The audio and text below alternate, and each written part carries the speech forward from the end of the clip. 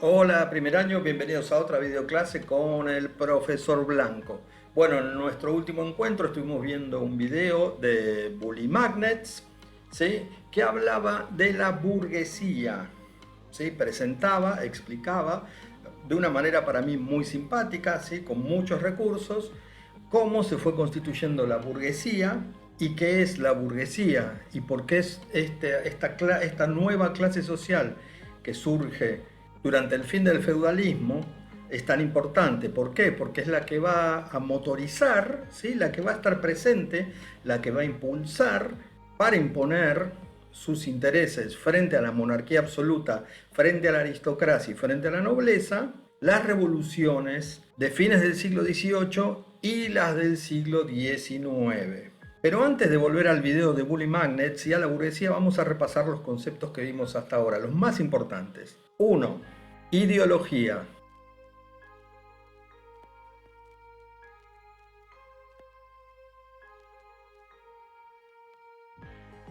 Se define a la ideología, lo ideológico. A fines del siglo XVIII, un señor francés usa por primera vez esta palabra, ideología. 2 y 3. Liberalismo y conservadurismo.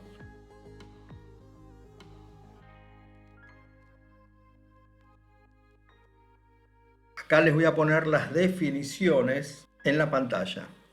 Dentro de ideologías vimos las nuevas ideologías, ¿sí? Las ideologías que van apareciendo desde fines del siglo XVIII y van desarrollándose durante todo el siglo XIX.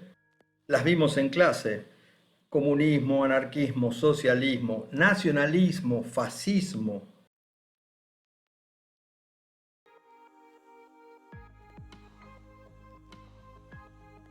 Pero sobre todo liberalismo y conservadurismo. Acabamos de ver las dos definiciones y ustedes las tienen en el libro, en la unidad que estamos estudiando actualmente. Y entonces llegamos a la burguesía, esta nueva clase social que obtiene su riqueza de la producción y no de la tierra. O sea, en el antiguo régimen, en las monarquías, el que tenía riqueza era quien tenía tierras, no un solar de 10 por 20, sino tierras, leguas y kilómetros y millas de tierra. Era el señor feudal, era la nobleza quien estaba atada a la tierra, los demás eran campesinos. Bueno, los ricos eran quienes poseían la tierra. Y empieza a aparecer esta nueva clase social que produce riqueza sin tener tierras. Son artesanos que primero trabajaban a pequeña escala y que luego van agrandando su taller y se convierten en sindicatos de artesanos. Y producen y ganan mucho dinero y están en los burgos. Los burgos, recordemos, son las ciudades que crecían alrededor de los castillos, porque esos castillos de los señores feudales, esos castillos que ustedes habrán visto en películas medievales, necesitaban ciertas cuestiones, necesitaban servicios, necesitaban cosas, y la gente que va a servir en el castillo y la gente que va a servir fuera del castillo, el pueblo, también necesitaba ciertas cuestiones y ciertas cosas. Los artesanos son quienes van a proveer todo esto. Y con el tiempo van a acumular riqueza, y no en forma de terrenos, de solares, sino en forma de dinero. Y cuando reclamen derechos no van a ser escuchados por el rey, ni por los aristócratas, ni por la nobleza, porque a estos grupos sociales que heredaban todo por sangre, ¿sí?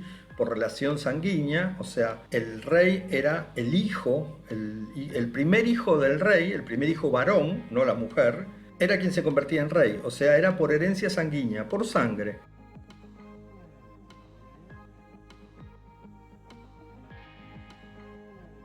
Lo mismo con la nobleza, los títulos de nobleza se transmitían por sangre. O sea, imaginen que su padre fuera un duque, ustedes serían duques o duquesas, solo por ser hijos del duque. Entonces, los burgueses generan riqueza y no tienen esos títulos y empiezan a compararlos, como explicaba el video. Y en un momento quieren más poder, quieren que sus necesidades políticas sean satisfechas. Y el rey, la nobleza y la aristocracia no les prestan atención y se empiezan a motorizar las revoluciones, que van a traer unos cambios muy radicales. Por ejemplo, el clásico de la Revolución Francesa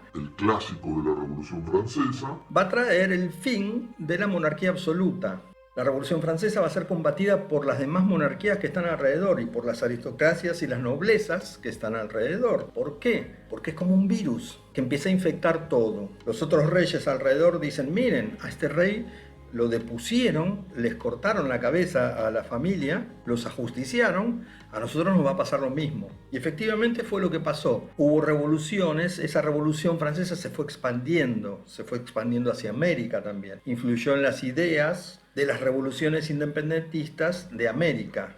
Argentina, Chile, Perú, Ecuador, la Gran Colombia, que eran Colombia y Venezuela, etcétera, etcétera, etcétera, etcétera. Entonces, para ir terminando, vamos a repasar los conceptos que tenemos hasta ahora. Ideología, conservadurismo, liberalismo, burguesía. Ideología, liberalismo, conservadurismo y burguesía. Y como les expliqué en la última clase, aparece el proletariado. Aparecen los obreros.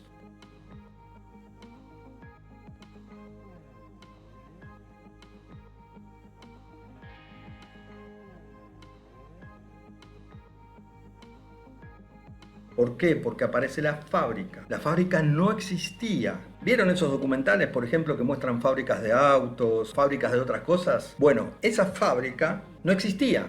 Cuando empieza a existir la fábrica, esa fábrica necesita trabajadores para fabricar las cosas. Ya no hablamos de un taller, no hablamos de 3, 4 de nosotros, 10 de nosotros fabricando algo. Ya hablamos de una fábrica enorme, una fábrica que a principios del siglo XX va a producir miles de autos en un día. Por ejemplo, la fábrica Ford, que en 90 segundos entraban las piezas por una punta de la línea de producción y por la otra salía un auto listo para vender. Esas fábricas van a requerir obreros y esos son los proletarios. El proletariado es el nuevo actor que aparece luego de que la burguesía se impone en todas estas revoluciones que vamos a empezar a ver en las próximas clases. Bueno, espero que les haya gustado la videoclase de hoy. Les voy a dejar el link al video de Bully Magnets para que vuelvan a verlo y refuercen esto de la burguesía. Y ya, nos estaremos encontrando en la próxima clase. Hasta luego.